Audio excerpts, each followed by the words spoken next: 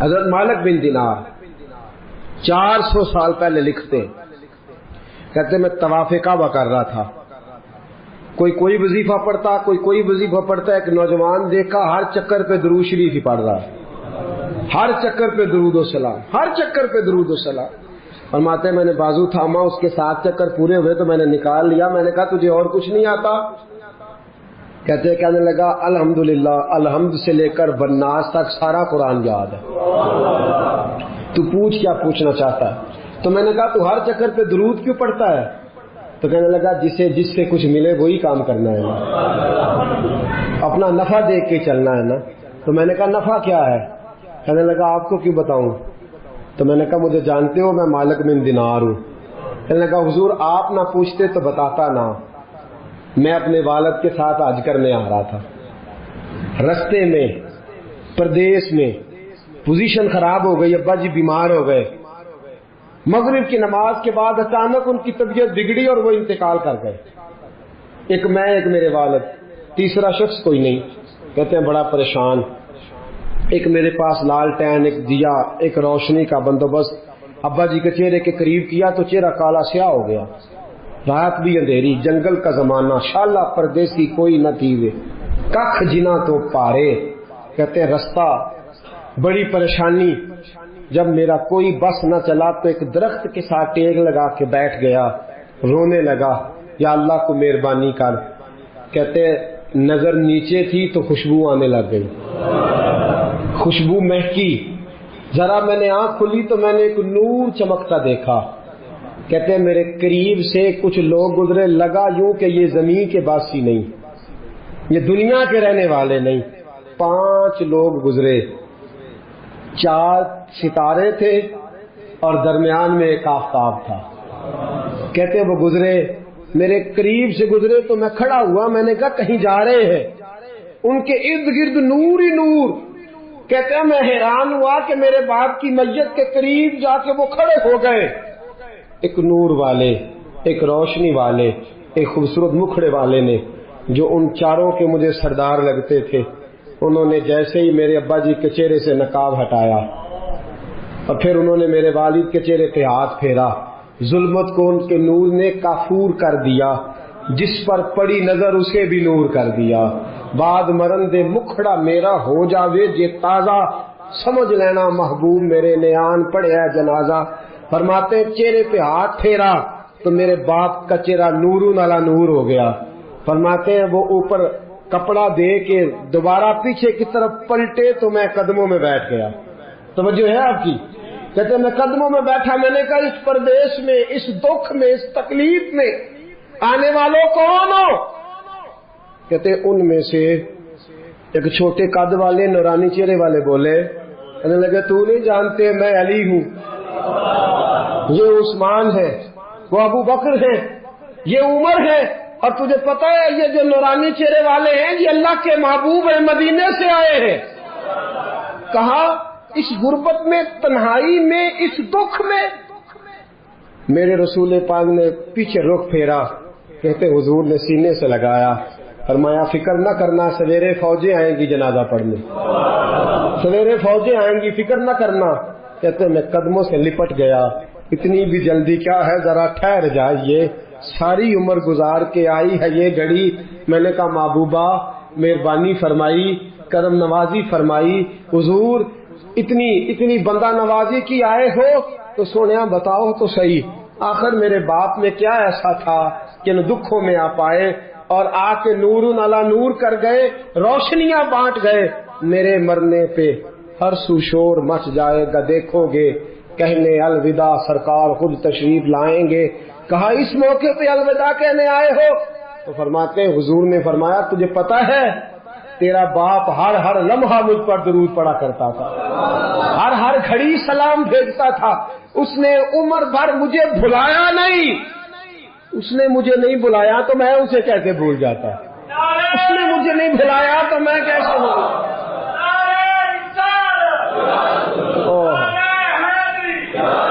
وہ شخص کہنے لگا بس صبح میں نے دیکھا کہ فوجوں کی فوجیں آئیں، فوجوں کی فوجیں آئیں، میرے والد کا جنازہ اٹھا تو خوشبوئیں پھیل گئیں، حضرت مالک بن دینار سے کہنے لگا کچھ تو سن سن کے پڑھتے ہیں، میں تجربہ کر کے درود پڑھ رہا ہوں، میں تجربے کے ساتھ پڑھ رہا ہوں اور میری نفس نفس درود پڑھتی ہے، میرا ایک ایک سانس درود پڑھتا ہے، میری زندگی درود پڑھتی ہے۔ اور کہا مالک مجھے امید ہے کہ میں مر جاؤں گا تو میری قبر سے بھی درود و سلام کی صدائیں آئیں گی، میں وہ سنی ہوں جمیل قادری، مرنے کے بعد میرا لاشا بھی کہے گا صلاۃ و سلام۔ نبی کریم پر درود پڑھنا، یہ جو ہماری محفل ہوتی ہیں، مجالس ہوتی ہیں، یہ ساری محبت کو عروج دینے کے لیے ہوتی ہیں، یہ ساری چیزیں توانائی پیدا کرنے کے لیے ہوتی ہیں، روحانی قوت پیدا ہوتی ہے۔ محبت جو ہوتی ہے نا، محبت، میرے نبی پاک علیہ السلام نے فرمایا جو مجھ پر ایک بار درود پڑے گا اللہ 10 رحمتیں نازل فرمائے گا۔ خوشی ہوئی ہے نا آپ کو؟ اللہ تعالیٰ آپ کو خوش رکھے، آمین کہنا۔ اللہ کرے آپ چمک جایا کریں ایسی باتوں سے۔ جو موضوع میں نے چھیڑا ہے نا، اس موضوع میں تو کھل جاتا ہے بندہ۔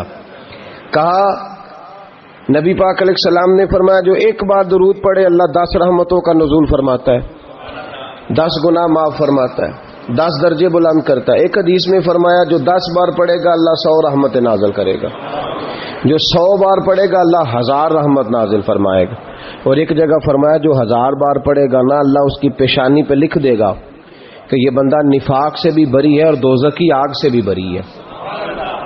یہ سارا ثواب گنوایا، یہ سارا درود پاک کا یہ ثواب گنوایا حضور نے۔ فرمایا درود پڑھو گے قیامت میں روشنی ملے گی، درود پڑھو گے قیامت کے اندھیروں میں تمہیں نور ملے گا، ثواب گنوائے۔ ایک حدیث میں کیا لفظ ہیں؟ ایک بار پڑھو 10 بار پڑھو 100، یہ ثواب ہے۔ اور ایک حدیث میں کیا فرمایا؟ فرمایا اسمع صلاۃ اہل محبتی، ہاں اگر تو محبت سے پڑھے گا تو حضور اس کا کیا ثواب ہے؟ فرمایا اس کا ثواب یہ ہے کہ تو پڑھے گا اور تیرا رسول اپنے کانوں سے تیرا درود سنے گا۔ آج بڑے وظیفے درود و سلام کا بڑا ذکر ہوتا ہے، لیکن میں دیکھتا ہوں اس کے خلوص سے ہمارا مزاج خالی ہوتا جا رہا ہے، خالی ہوتا جا رہا ہے ہماری طبیعت۔ بہت کم لوگ ہیں جو کہتے ہو میں 1,00,000 روز پڑھتا ہوں، 2,000 50,000 20,000، یہ مزاج ہی ہم نے چھوڑ دیا۔ نبی کریم سے محبت کا پہلا درجہ درود و سلام ہے۔ اگر آپ درود و سلام نہیں پڑھتے تو ناقص ہے محبت۔ بھائی کیسا تجھے پیار ہے کہ تو محبت کے ساتھ درود و سلام بھی نہیں پڑھتا؟ تو کم از کم ایک دن میں 500 بار ضرور پڑھا کریں۔ پڑھیں گے انشاءاللہ؟ فجر کے بعد کتنا پڑھنا ہے؟ 100، زور کے بعد، عصر کے بعد، ٹائم کتنا لگتا ہے جی؟ 10 منٹ، کل کتنے ہو گئے؟ 50 منٹ بس۔ اگر تو پیچھے پلٹ کے میرے دوست کا بھی دیکھے نا تو تیرے نبی ساری رات ہی تیرا ذکر کرتے رہتے ہیں، یا اللہ اسے بخش دے، یا اللہ اسے معاف کر دے۔ تو 50 منٹ نہیں دے سکتا درود و سلام کو۔ اور میں کہا کرتا ہوں، امام سخاوی سے کسی نے کہا تھا حضور کی زیارت کرنے کو دل کرتا ہے، تو آپ نے فرمایا رات بستر پہ خوشبو لگا لے، وضو کر لے، کعبے کی طرف چہرہ کر لے، درود پڑھتے پڑھتے سو جا۔ جس مصطفیٰ پہ تو درود پڑے گا وہ خواب میں آ کے تجھے جلوہ بھی دکھا جائیں گے، وہ خواب میں آ کے تجھے دکھائیں گے۔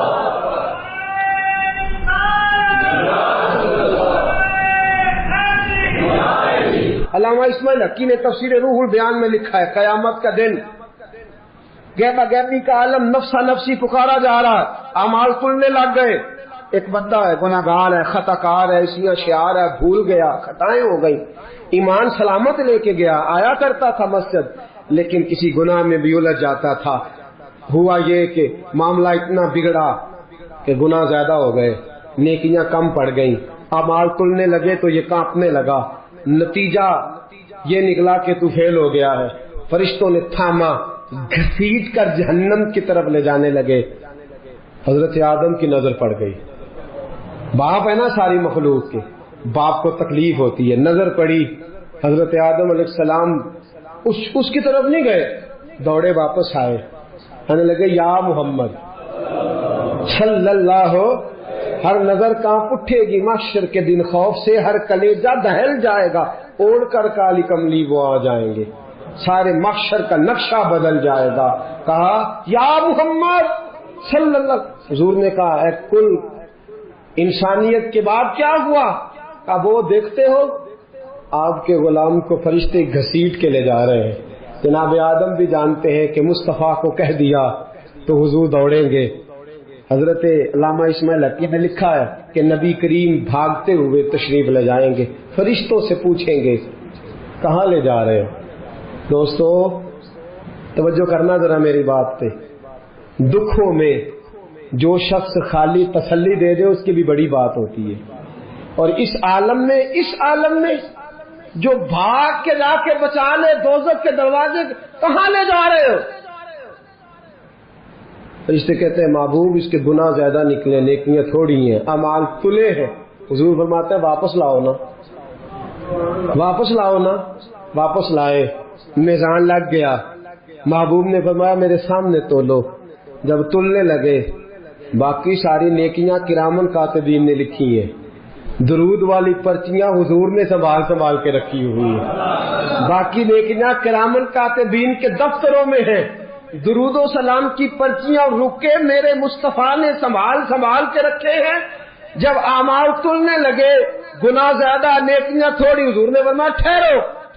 میرے نبی نے جیب میں ہاتھ ڈالا. تو کتنا نصیبوں والا ہے، تیرے رکے مصطفیٰ کی جیب سے نکلے. غور تو کرنا بھائی، میرا کارڈ کسی کی جیب سے، کسی کا کارڈ میری جیب سے نکلے تو کیا بات ہے. تیرے اور میرے نام کے رکے مصطفیٰ کی جیب سے جیب میں ہاتھ ڈالا. فرمایا یہ رکھو نا نیکی، نیکیوں والے پلڑے میں رکھی کہ مصطفیٰ نے رکا دیا ہے یا عطا کر دیا ہے، بے حساب نواز دیا ہے. فرشتے کہنے لگے سونے ہم تو مجبور ہو گئے، یہ تو نیکیاں بڑھ گئی ہیں.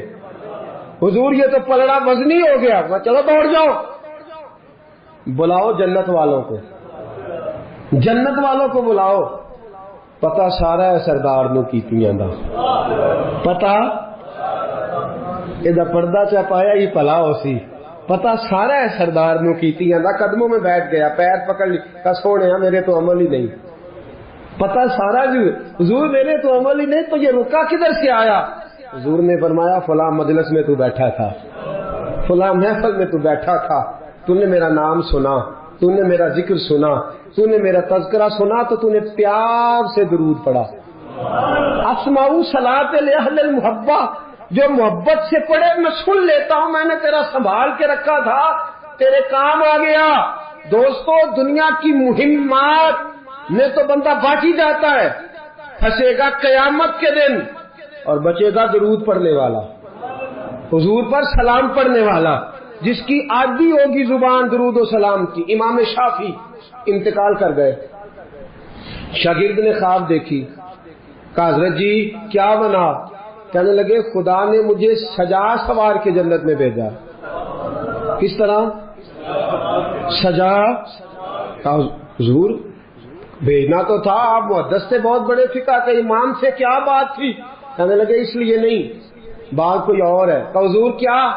فرمانے لگے ایک دن میں کوئی کام کر رہا تھا، کوئی حدیث لکھ رہا تھا، باقی تو میں نے جلدی لکھ لیا، اور جب آیا نا نبی پاک کا نام مبارک، تو امام شافعی کہتے ہیں میں نے جتنی میری صلاحیت تھی میں نے پیار سے لکھا، پھر آگے میں نے پیار سے درود لکھا.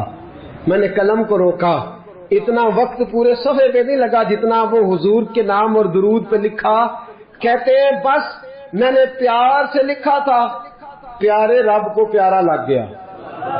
میں مرا، آنکھ کھلی، رب کریم نے فرمایا اس کو سجاؤ، جنت کا لباس پہلے پہناؤ، اس کے سر پہ امامہ رکھو، خوشبو لگاؤ، جنت میں لے جاؤ. یا اللہ یہ ساری نعمتیں. فرمایا دنیا میں تو مصطفیٰ کا درود سجاتا رہا ہے، تو حضور کا درود سجاتا رہا ہے، میں نے آج تجھے سجانے کا فیصلہ کر لیا ہے. مناظرے سب سے زیادہ درود و سلام پہ ہوتے اور ہم کرتے ہیں، لیکن میں اکثر ساتھیوں سے کہتا ہوں اسی ان سے مناظرے ہی کرنے ہیں. عمل اگر میں کبھی اپنے اجتماع سے پوچھ لوں نا اہل سنت والوں سے کہ تسی آندے ہو جی اسی تے درود والے ہیں تے پڑھ دے کنا ہو، کوئی نہیں. یاد رکھو بحثوں سے انقلاب نہیں آتا، عمل سے آتا ہے. آپ کا کوئی درود پڑھنا دیکھے گا تو مجھے آپ لڑائی کر کے درود پڑھوانا چاہتے ہیں، کوئی نہیں پڑھتا. اگر آپ کا درود پڑھنا کوئی پیار سے، خلوص سے، محبت سے. ناراض تو نہیں ہو جائیں گے؟ ایک بات کر دوں جی، اپنے خلاف کر لگا کر دوں. ایک شخص میرے پاس آ گئے، کہنے لگے جی ہماری گلی میں نا سویرے اٹھ کے ایک بندہ ہے، وہ کہتا ہے 111 باری اسپیکر میں درود پڑھنا ہے تہجد کے وقت، پڑھنا چاہیے اسے؟ میں نے کہا نہیں پڑھنا چاہیے، اس لیے کہ اللہ کے نبی کریم صلی اللہ علیہ وسلم نے منع فرمایا ہے کسی کو تکلیف دینے سے. قرآن بلند آواز سے پڑھنا منع ہے جب کسی کو تکلیف ہوتی ہو. تو لوگ سوئے ہوئے ہیں، ایک آدھ 2-4 بار تو ٹھیک ہے، 111 بار ہی شروع کر دیا ہے. وہ شخص میرے پاس آ گیا، کہنے لگا کہ واقعی سنی ہوں. میں نے کہا یار یہ سنی نہ سنی ہونے کا تو نے کون سا رزلٹ نکالا ہے؟ کہتے سن درود ڈاک چھڑے. میں کہا تم ہی آنا مسیطے چلیے، 10 بغیر سپیکر تو کنا پڑھنا ہے. ناراض تو نہیں ہو جائیں گے آپ؟ میں کہا کلے ہاں اسی 2 میں کسی کو قسم لینی نہیں چاہیے، پر دیانتداری نہ دسی کنا پڑھنا ہے. کہندا وہی پڑھنا جڑا سپیکر وچ پڑھنا. تو میں کہا پھر اللہ کو ڈرو. کیا دیکھیں نا کیا معاملہ ہے کہ کدھر جا رہے ہیں ہم؟ بھائی میرے ہاتھ سپیکر آئے تو میں کہاں جھوم کے پڑھو، تو سارے پڑھو، تو اچھی پڑھو، تو بھگ تک پڑھو، اور اپنی باری آئے تو. اب میں ایک حوالہ دے دوں، بات ختم کروں. نبی کریم کی خدمت میں عرض کیا گیا یا رسول اللہ یہ بندہ لمبی نماز پڑھاتا ہے. حضور نے بلایا، فرمایا کیوں لمبی پڑھاتا ہے؟ کہا حضور مجھے مزہ آتا ہے. فرمایا لمبی پڑھنی ہو تو اکیلے پڑھنا، لوگوں کو پڑھا تو مختصر پڑھا، بچے بھی ہوتے ہیں، بوڑھے بھی ہوتے ہیں، بیمار بھی ہوتے ہیں. ہم لوگوں نے جو طریقہ درود و سلام، السلام علیک ایھا النبی والصلاۃ والسلام علیک یا رسول صلی اللہ علیہ، جو آپ کا دل کرتا پڑھے، لیکن کو دکھا کے پڑھنا، بتلا کے پڑھنا، کسی شخص کو چڑھا کے پڑھنا ضروری ہے؟ درود تو ہم جب پڑھتے ہیں تو پتہ کسے دکھا کے پڑھتے؟ مدینے والے محبوب کو، رسول پاک کو دکھا کے پڑھو، حضور کو سنا کے پڑھو، نبی پاک کی طرف توجہ کر کے پڑھو. اختلاف درود پہ تو لڑائی نہیں نہ ہونی چاہیے، یہاں تو نہیں نہ ہونی چاہیے. تو ساتھیو درود و سلام جم کے پڑھیں، اتنا پڑھیں. 3 فائدے ہیں درود پڑھنے کے جو میرے حضرت صاحب نے مجھے بتائے، میں آپ کو بتا دیتا ہوں، بات ختم کرتا ہوں. یاد رکھیں گے آپ انشاءاللہ؟ کتنے فائدے؟ میرے حضرت فرماتے ہیں درود و سلام پڑھنے والے کی زبان میٹھی ہو جاتی ہے. کک سوادنی مشری اندر کھنڈا می چک ڈٹیاں، انہاں ساریاں گلاں نالوں گلاں سجن دیاں میٹھیاں. درود پڑھنے والے کی زبان فرماتے ہیں دل نرم ہو جاتا ہے. یہ میرے صاحب نے مجھے بتایا، دل اور روح پاک ہو جاتی ہے. یہ رسول اللہ کا کرم ہے کہ اللہ نے ہمیں ان کی امت میں پیدا فرمایا ہے. یہ کرم ہے، نبی پاک کا صدقہ ہے. تو حضور کے احسانات تقاضا کرتے ہیں کہ نبی پاک صلی اللہ علیہ وسلم پر زیادہ سے زیادہ درود و سلام پڑھا جائے. پھر درود و سلام اللہ کی رضا بھی ہے.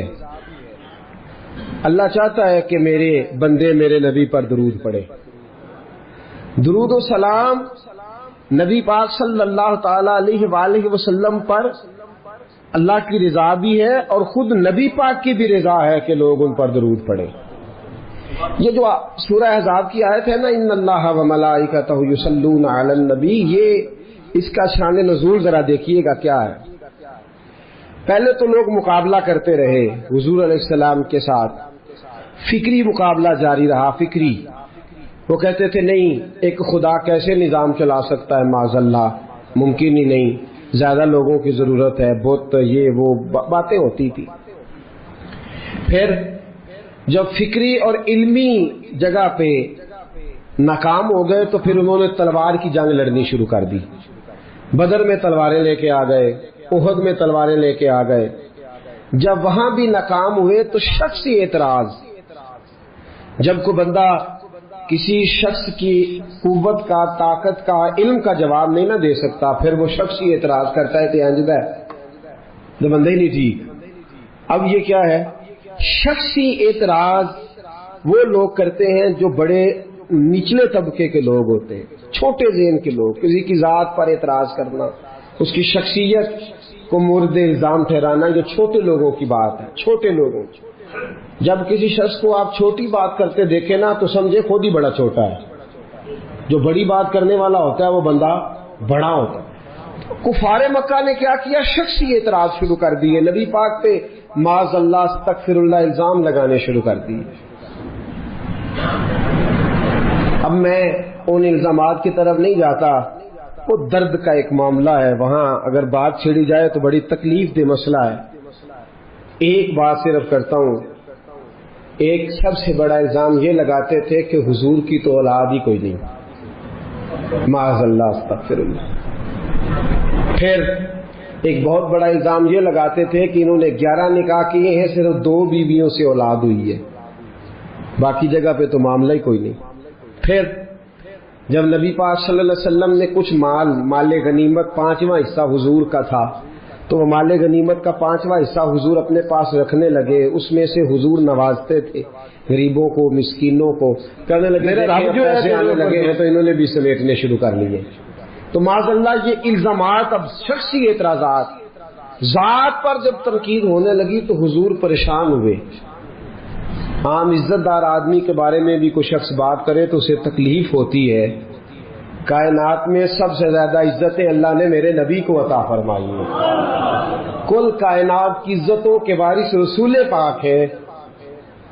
ایک کونے میں مسجد نبی کے کونے میں روایت کے راوی حضرت ابو ہریرہ ہے، کہتے ہیں دونوں گھٹنوں کے اوپر یوں بازو لگا کے ان کے اندر سر رکھ کے حضور تشریف فرما ہے، مقدس آنکھوں میں آنسو کونے میں، اور نبی پاک نے جب چہرہ اٹھایا تو داڑھی مبارک سے آنسوؤں کے قطرے گرنے لگے۔ حضور کیا ہوا؟ کہا ابو ہریرہ دیکھ تو صحیح، کل یہ مجھے صادق اور امین کہتے تھے، کل یہ میرے نام کی مالا جپتے تھے، آج یہ مجھ پہ الزام لگانے لگے ہیں، ابھی جملے پورے ادا نہیں ہوئے۔ حضرت جبریل آئے، کہنے لگے سونیا رب فرماتا ہے یہ بکواس کرتے ہیں، انہیں کرنے دے، ان اللہ وملائکتہ یصلون علی النبی، ان کو کرنے دے جو کرتے ہیں، تیرا رب بھی تیرے اوپر درود بھیجتا ہے، اور اس نے سب فرشتوں کی ڈیوٹی لگائی ہے کہ میرے نبی پہ درود ہی بھیجتے رہو۔